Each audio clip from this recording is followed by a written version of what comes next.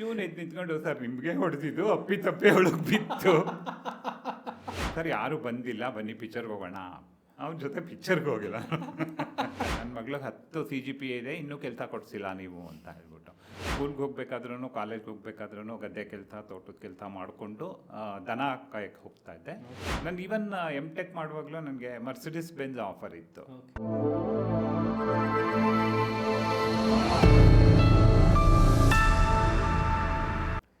Hi hello ನಮಸ್ಕಾರ, ನಾನು ನಿಮ್ಮ Chetan. Welcome back to ABC Chetan YouTube channel.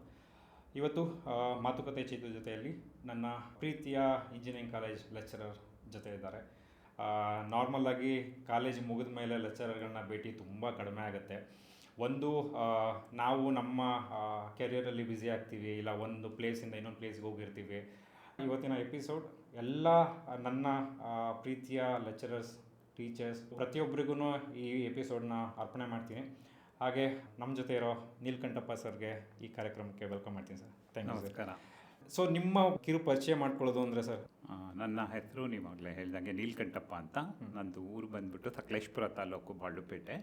ನಮ್ಮದು ಅಗ್ರಿಕಲ್ಚರಲ್ ಬೇಸ್ಡ್ ಫ್ಯಾಮಿಲಿ ಆ್ಯಂಡ್ ನಾವು ತುಂಬ ಜನ ಸಿಬ್ಲಿಂಗ್ಸು. ಸೊ ಹೇಳಬೇಕಂದ್ರೆ ಬಡತನನೇ ಅಂತಾನೆ.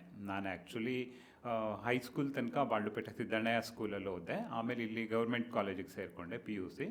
ಈವನ್ ನಾನು ಸ್ಕೂಲ್ಗೆ ಹೋಗ್ಬೇಕಾದ್ರೂ ಕಾಲೇಜ್ಗೆ ಹೋಗ್ಬೇಕಾದ್ರೂ ಗದ್ದೆ ಕೆಲಸ, ತೋಟದ ಕೆಲಸ ಮಾಡಿಕೊಂಡು ದನ ಕಾಯಕ್ಕೆ ಹೋಗ್ತಾ ಇದ್ದೆ.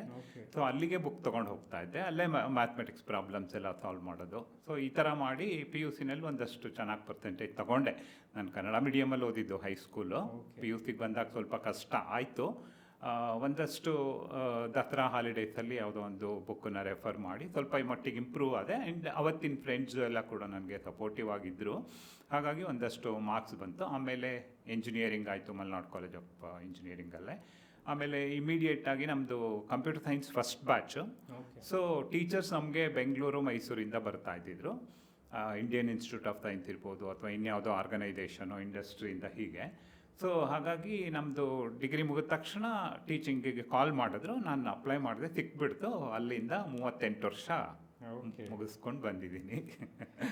ಸರ್, PUC ಆದಮೇಲೆ ಇಂಜಿನಿಯರಿಂಗ್ ಅಂತಲೇ ಯಾಕೆ ಚೂಸ್ ಮಾಡಿದ್ರಿ ಸರ್?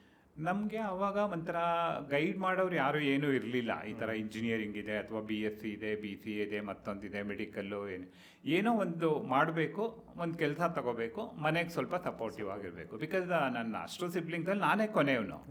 ಸೊ ಎಷ್ಟು ಕಷ್ಟಗಳನ್ನೆಲ್ಲ ನೋಡ್ಕೊಂಡು ಬಂದಿದ್ದಲ್ಲ, ಏನಾದರೂ ಮಾಡಬೇಕು ಮನೆಗೆ, ಅಕ್ಕಂದು ಅಣ್ಣಂದು ಏನಾದರೂ ಹೆಲ್ಪ್ ಮಾಡಬೇಕು, ಸ್ವಲ್ಪ ನಾವು ಸೋಷಿಯಲ್ ಸ್ಟೇಟಸ್ ಒಂಚೂರು ಇಂಪ್ರೂವ್ ಮಾಡ್ಕೋಬೇಕು ಅನ್ನೋ ಥರಕ್ಕೆ. ಅದೇನೋ ಮೇ ಬಿ ಕೋಇನ್ಸಿಡೆನ್ಸ್ ಅಂತ ಕಾಣುತ್ತೆ.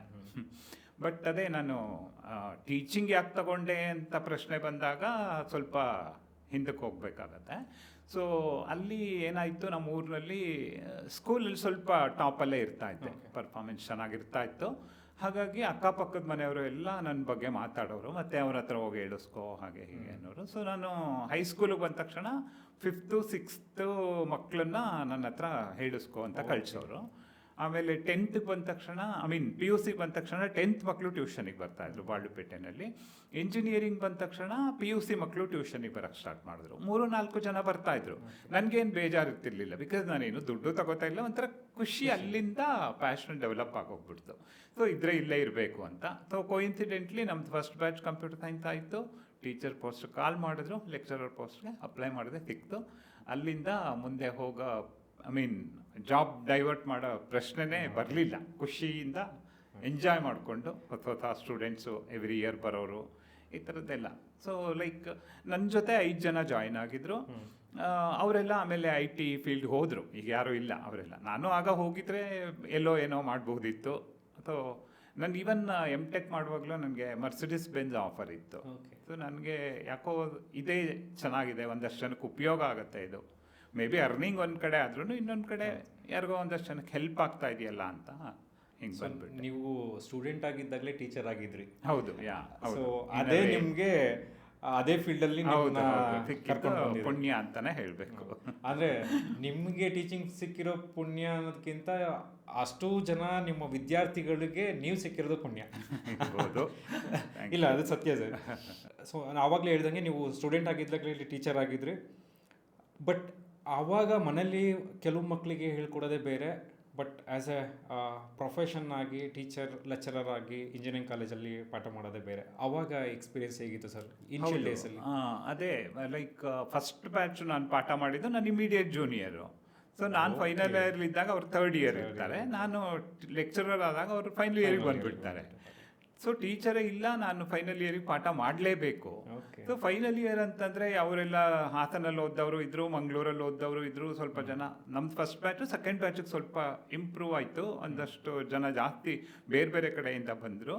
ಬಂದಾಗ ಏನಾಯಿತು, ನನಗೆ ಸ್ವಲ್ಪ ಇನ್ಫೀರಿಯಾರಿಟಿ ಶುರುವಾಯಿತು. ಬಿಕಾಸ್ ನಾನು ಕನ್ನಡ ಮೀಡಿಯಮಲ್ಲಿ ಓದಿದ್ದಲ್ಲಿ ಹೆಂಗೆ ಕನ್ವೆ ಮಾಡೋದು ಅಂತ ಹೇಳ್ಬಿಟ್ಟು. ಸೊ ಸಮ್ಟೈಮ್ಸ್ ಹೊಡ್ಕೊಂಡು ಬರ್ತಾ ಇದ್ದೆ, ಸಮ್ಟೈಮ್ಸ್ ತಪ್ಪು ಗ್ರಾಮರ್ ಮಾತಾಡ್ತಾ ಇದ್ದೆ, ಸಮ್ಟೈಮ್ಸ್ ಹುಡುಗರ ಜೊತೆ ಸ್ಟೂಡೆಂಟ್ಸ್ ಜೊತೆ ಕ್ಲೋಸ್ ಆಗಿರ್ತಾ ಇದ್ದಿದ್ದರಿಂದ ಅವ್ರೇನು ಹೆಸಿಟೇಟ್ ಮಾಡ್ಕೋತಾ ಇರಲಿಲ್ಲ. ಸರ್ ನೀವು ಇಲ್ಲಿ ತಪ್ಪು ಮಾಡಿದ್ರಿ, ಇದು ಹಿಂಗಲ್ಲ ಹೇಳೋದು. For example I don't know ಅನ್ನೋದಕ್ಕೆ ಐ ಡಜಂಟ್ ನೋ ಅಂತ ಏನೋ ತಪ್ಪು ಮಾಡಿ ಹೇಳ್ತಾ ಇರ್ತಿದ್ದು. ಸೊ ಅವಾಗ ನಾನು ಅದನ್ನು ಪಾಸಿಟಿವ್ ಆಗಿ ತಗೋತಾ ಇದ್ದೆ. ಅವಾಗ ಇನ್ನೂ ಲೈಕ್ 1 ವರ್ಷ ಡಿಫ್ರೆನ್ಸ್ ಅಲ್ಲ. ಸೊ ಹಾಗಾಗಿ ಪ್ಲಸ್ ನನ್ನ ಓನ್ ಇಂಟ್ರೆಸ್ಟಿಂದನೂ ದಿನ ಯಾವುದೋ ಒಂದು ಡೆಕ್ಕನ್ ಹೆರಾಲ್ಡ್ ಪೇಪರು ಇಟ್ಕೊಳ್ಳೋದು, ಅಲ್ಲಿ ಅದನ್ನು ಓದೋದು, ಅಲ್ಲೇನಾದರೂ ಹೊಸ ವರ್ಡ್ ಬಂದರೆ ಅದನ್ನು ನೋಟ್ ಮಾಡ್ಕೊಳ್ಳೋದು, ಯಾರನ್ನಾದರೂ ಕೇಳೋದು. ಆವಾಗ ಇಂಟರ್ನೆಟ್ ಅವೆಲ್ಲ ಏನಿರಲಿಲ್ವಲ್ಲ. ಸೊ ಹಾಗಾಗಿ ಬರ್ತಾ ಇಂಪ್ರೂವ್ಮೆಂಟ್ ಆಯಿತು. May be it took 2 to 3 years ಅನಿಸುತ್ತೆ. ಅಷ್ಟೊತ್ತಿಗೆ ಒಂದು ಸ್ವಲ್ಪ ಸ್ಟೇಬಲ್ ಆಗಿತ್ತು ನನ್ನ communication skills. But I didn't stop. Okay, ಮತ್ತಷ್ಟು ಕಲಿತಾ ಹೋದೆ, ಹೊಸ ವರ್ಡ್ಸ್ನ ಕಲ್ತ್ಕೊಳ್ಳೋದು. ಸೊ ಹಾಗಾಗಿ ಬರ್ತಾ ಕಂಫರ್ಟ್ ಝೋನಿಗೆ ಬಂದೆ. ಆಮೇಲೆ ಚೆನ್ನಾಗಿ ಖುಷಿ ಅನ್ಸಕ್ಕೆ ಸ್ಟಾರ್ಟ್ ಆಯಿತು.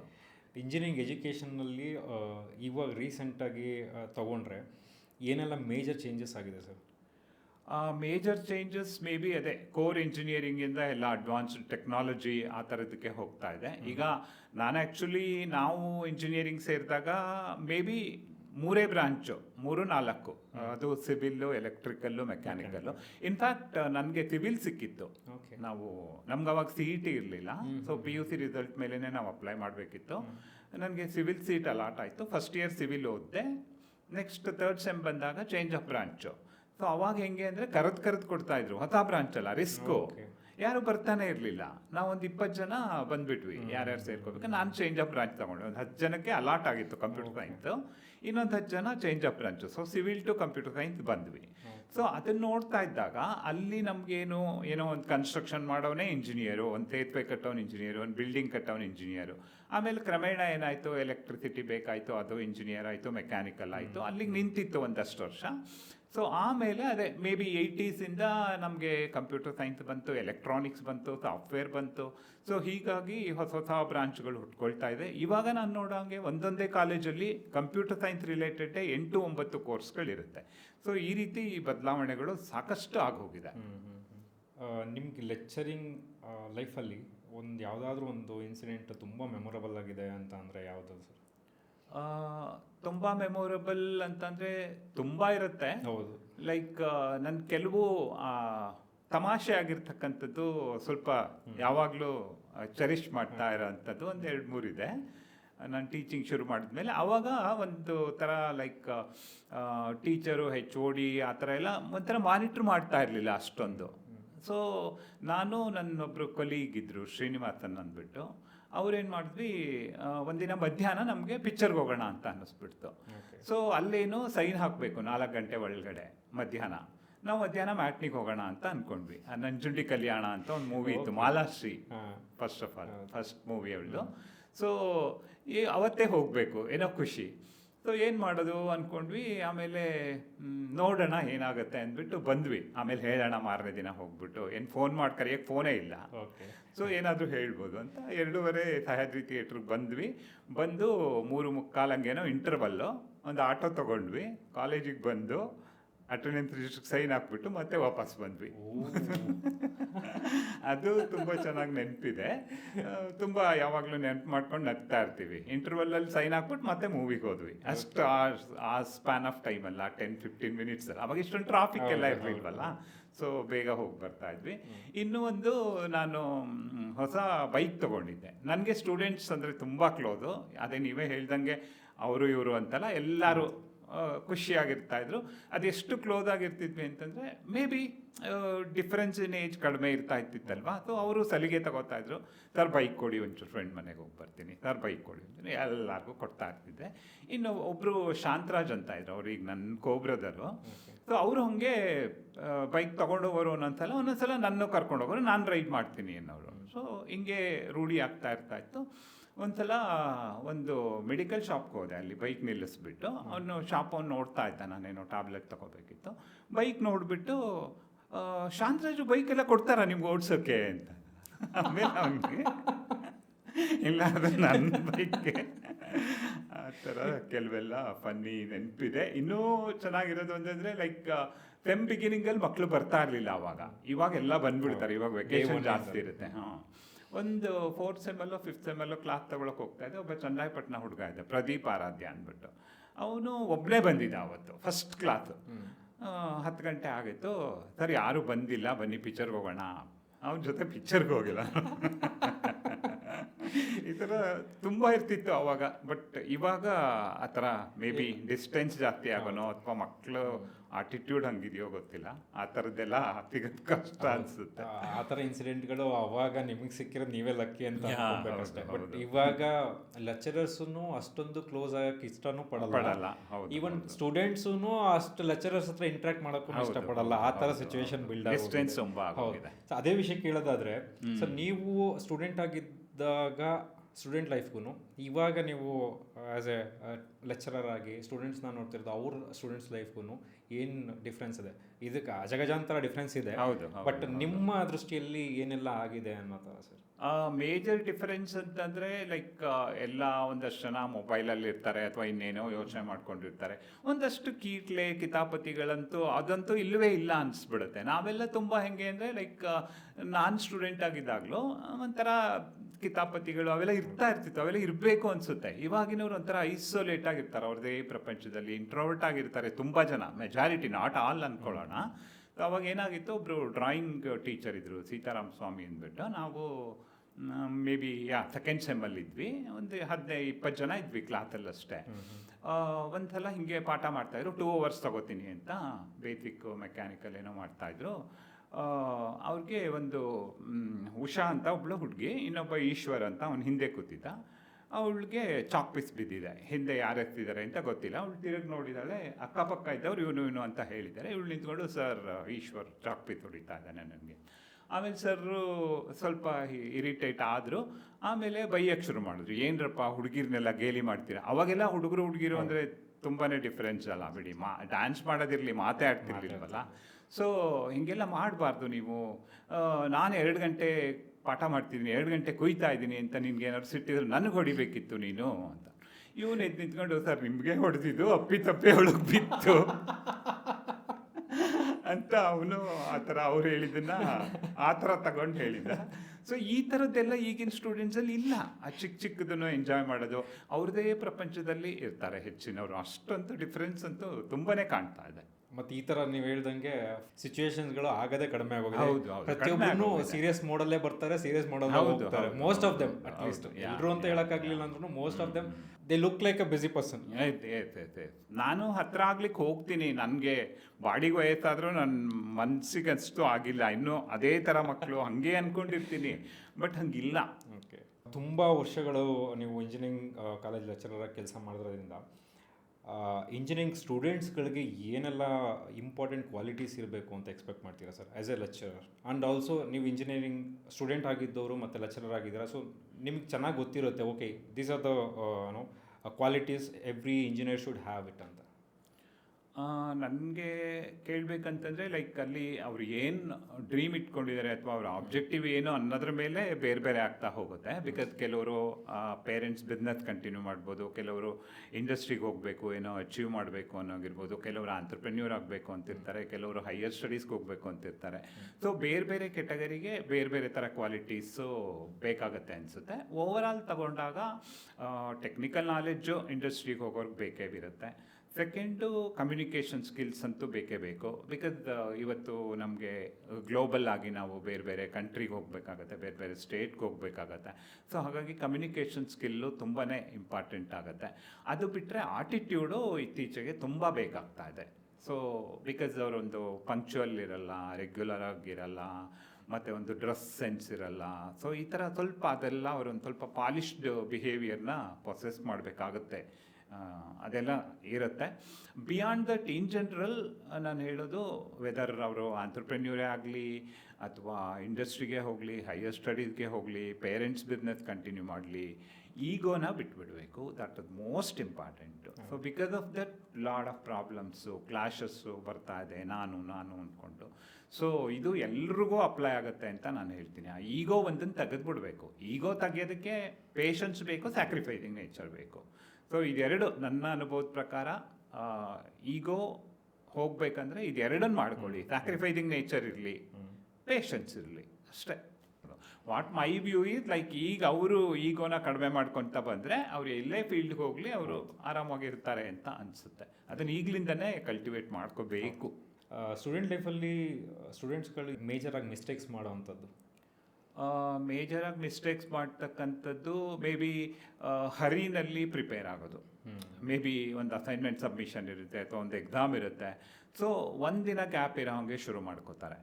ಸೊ ಅಲ್ಲಿ ತನಕ ಅವ್ರು ಏನು ನೋಡೇ ಇರಲ್ಲ, ಕೇಳಿಸ್ಕೊಂಡು ಇರಲ್ಲ. Maybe there maybe a small group of students, ಅವ್ರಿಗೆ ಟೀಚರ್ ಚೆನ್ನಾಗಿ ಹೇಳ್ಕೊಟ್ರೆ ಅವ್ರಿಗೆ ತಲೆಯಲ್ಲಿ ಇದ್ಬಿಡುತ್ತೆ. They can manage that small group of students. But majority ಏನಂದರೆ ಅವ್ರಿಗೆ ಆಗಲ್ಲ, ಹರಿನಲ್ಲಿ ಆಗಲ್ಲ. ಬಟ್ ಸ್ಟಿಲ್ ಅವ್ರು ಅದನ್ನು ಮಾಡ್ತಾರೆ.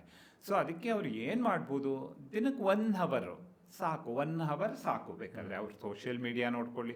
ಸೋಷಿಯಲ್ ಮೀಡಿಯಾನೂ ಎಫೆಕ್ಟಿವ್ ಆಗಿ ಯೂಸ್ ಮಾಡ್ಕೊತಾ ಇಲ್ಲ ಅವರು, ಅಥವಾ ಅದು ಬೇರೆ ಏನಾದ್ರು ಮಾಡಿಕೊಂಡು 1 hour ಆ ಕರಿಕ್ಯುಲಮಲ್ಲಿ ಏನಿದೆ ಅಥವಾ ಸಬ್ಜೆಕ್ಟ್ ಏನಿದೆ ಅಥವಾ ನನಗೆ ಏನೇನು ಸ್ಕಿಲ್ಸ್ ಹೇಳಿದೆ, may be not regular subject ಅಂತಲೇ ಕಮ್ಯುನಿಕೇಷನ್ ಸ್ಕಿಲ್ಸು ಅಥವಾ ಆಟಿಟ್ಯೂಡ್ ಹೆಂಗೆ, ಬಿಹೇವಿಯರ್ ಹೆಂಗಿರಬೇಕು, ಪಬ್ಲಿಕ್ ಮ್ಯಾನರ್ಸು ಅಥವಾ ಒಬ್ಬರ ಜೊತೆ ಮಾತಾಡೋದು ಹೇಗೆ. ಸೊ ಈ ರೀತಿಯಾದ ಸ್ಕಿಲ್ಸ್ಗಳನ್ನು ಅವರು 1 hour ಅದಕ್ಕೆ ಮೀಸಲಿಟ್ಟು ಪ್ರಿಪೇರ್ ಆಗ್ತಾ ಇರಬೇಕು. ಮತ್ತು ಒಂದು ಆಲ್ಟರ್ನೇಟು ಡೇ ಮೇ ಬಿ ಅವರು ಟೆಕ್ನಿಕಲ್ ಸಬ್ಜೆಕ್ಟು ಸಿಲೆಬಸಲ್ಲಿ ಏನಿದೆ ಈ ಥರ ಮಾಡಿಕೊಂಡು ಬಿಗಿನಿಂಗಿಂದನೇ ಪ್ರಿಪೇರ್ ಆಗಿ ಹೋಯಿತು ಅಂತಂದರೆ ಅಷ್ಟೊಂದು ಸ್ಟ್ರೆಸ್ ಇರಲ್ಲ ಎಕ್ಸಾಮ್ ಟೈಮಲ್ಲೋ ಅಥವಾ ಅಸೈನ್ಮೆಂಟ್ ಸಬ್ಮಿಷನ್, ತಪ್ಪುಗಳಾಗಲ್ಲ. ಐ ಥಿಂಕ್ ಸಕ್ಸೀಡ್ ಆಗ್ತಾರೆ ಹೆಚ್ಚಿನವರು. So total last minute preparation avoid ಮಾಡಬೇಕು. ಹೌದು, avoid. And it is not only for their exams ಅಥವಾ ಅಸೈನ್ಮೆಂಟ್ ಸಬ್ಮಿಷನ್, ಯಾವುದೋ ಒಂದು ಪ್ಲೇಸ್ಮೆಂಟಿಗೆ ರಿಜಿಸ್ಟರ್ ಆಗಬೇಕಾಗತ್ತೆ. ಸೊ 1 month ಟೈಮ್ ಇರುತ್ತೆ. ಸೊ ಇವರು 29ನೇ ದಿನ ಶುರು ಮಾಡೋಕ್ಕೆ ಹೋದಾಗ ಟೆಕ್ನಿಕಲ್ ಗ್ಲಿಚಸ್ ಬರುತ್ತೆ. ಅದನ್ನು ಕ್ಯಾಗೋ ಫೋನ್ ಮಾಡಬೇಕು, ಸಾಲ್ವ್ ಮಾಡಬೇಕು. ಸಮ್ಟೈಮ್ ನಾನು ನೋಡಿದ್ದೀನಿ ಪ್ರಾಕ್ಟಿಕಲಿ ಅಪ್ಲೈ ಮಾಡೋಕ್ಕಾಗಿಲ್ಲ. ಅಥವಾ ಒಂದು ಪಾಸ್ಪೋರ್ಟ್ಗೆ ಅಪ್ಲೈ ಮಾಡಬೇಕು, ವೀಸಾ ತೊಗೋಬೇಕು, ಇನ್ನೇನೋ ಇರಬೇಕು. So when they have enough time, ಯಾಕೆ ಮುಂಚೆನೇ ಮಾಡಿಟ್ಕೋಬಾರ್ದು? Because you will have time to resolve the issues if any ಅಲ್ವಾ. ಅದನ್ನು ಅಷ್ಟು ಅರ್ಥ ಮಾಡಿಸಿ ಹೇಳ್ತೀನಿ. ಒಂದಷ್ಟು ಜನ ಅರ್ಥ ಮಾಡಿಕೊಂಡು ಮಾಡಿದವರು ಇದ್ದಾರೆ, ಇಲ್ಲ ಅಂತ ನಾನು ಹೇಳಲ್ಲ. ಮೇ ಬಿ ಒಂದು ಸ್ಮಾಲ್ ಪರ್ಸೆಂಟೇಜ್ ಆಫ್ ಸ್ಟೂಡೆಂಟ್ಸು ನೀವು ಯಾರು ಏನು ಹೇಳಿದ್ರು ಕೇಳಲ್ಲ, ಅವ್ರು ಹೆಂಗಿರ್ತಾರೆ ಹಂಗೆ ಇರ್ತಾರೆ. ಸರ್, ಸ್ಟೂಡೆಂಟ್ಸ್ ಅಂತ ಬಂದಾಗ ನಾರ್ಮಲಾಗಿ ತುಂಬ ಜನ ಜಸ್ಟ್ ಮಾರ್ಕ್ಸ್ ಓರಿಯೆಂಟೆಡೇ ಇರ್ತಾರೆ. ಸೊ ಅವ್ರಿಗೆ ಎಕ್ಸ್ಟ್ರಾ ಸ್ಕಿಲ್ಸ್ ಅನ್ನೋದೇ ಇರಲ್ಲ ಅಂತ ಅದಕ್ಕಿಂತ ಕಡಿಮೆ ಇರುತ್ತೆ ಅಂತ ಹೇಳ್ಬೋದು. ಹೌದು. ಸೊ ಇವಾಗ ಮಾರ್ಕ್ಸ್ ಇಂಪಾರ್ಟೆಂಟಾ ಇಲ್ಲ ಸ್ಕಿಲ್ಸ್ ಇಂಪಾರ್ಟೆಂಟಾ ಸರ್? ಆಬ್ವಿಯಸ್ಲಿ ಸ್ಕಿಲ್ಸೇ ಇಂಪಾರ್ಟೆಂಟು. ಇದು ಪೇರೆಂಟ್ಸ್ಗೂ ಗೊತ್ತಿರಬೇಕು. ಯಾಕೆ ಅಂತಂದರೆ ಅವ್ರು ಏನು ಮಾಡ್ತಾರೆ, ನನ್ನ ಮಗಳು 10 ಇದೆ CGPA, ಎಲ್ಲೋ ಕೆಲಸ ಸಿಕ್ಬಿಡುತ್ತೆ, ನನ್ನ ಮಗಳು 9.5 ಇದೆ, ನನ್ನ ಮಗಂಗೆ ಅಷ್ಟಿದೆ, ಇಷ್ಟಿದೆ, ಅವ್ನು ಟಾಪರು ಅಂತ ಬರುತ್ತೆ. ನನ್ನ ಹತ್ರ ನಾನು ಪ್ಲೇಸ್ಮೆಂಟ್ ಆಫೀಸರ್ ಆಗಿದ್ನಲ್ಲ 10 years. ಆವಾಗ ದೇರ್ ಆರ್ ಲೈವ್ ಇನ್ಸ್ಟೆನ್ಸಸ್ ಬಂದಿದ್ದಾರೆ, ಬಂದು ಕೇಳಿದ್ದಾರೆ, ನನ್ನ ಮಗಳಿಗೆ 10 CGPA ಇದೆ, ಇನ್ನೂ ಕೆಲಸ ಕೊಡಿಸಿಲ್ಲ ನೀವು ಅಂತ ಹೇಳ್ಬಿಟ್ಟು.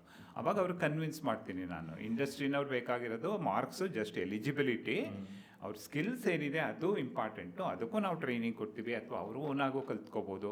ಸೊ ಹಾಗಾಗಿ ಮಾರ್ಕ್ಸು ಜಸ್ಟ್ ಎಲಿಜಿಬಿಲಿಟಿಗೆ ಅಷ್ಟೇ ಬರೋದು ನಿಮ್ಗೆ ಏನಾದರೂ ಮಾಡಲಿಕ್ಕೆ.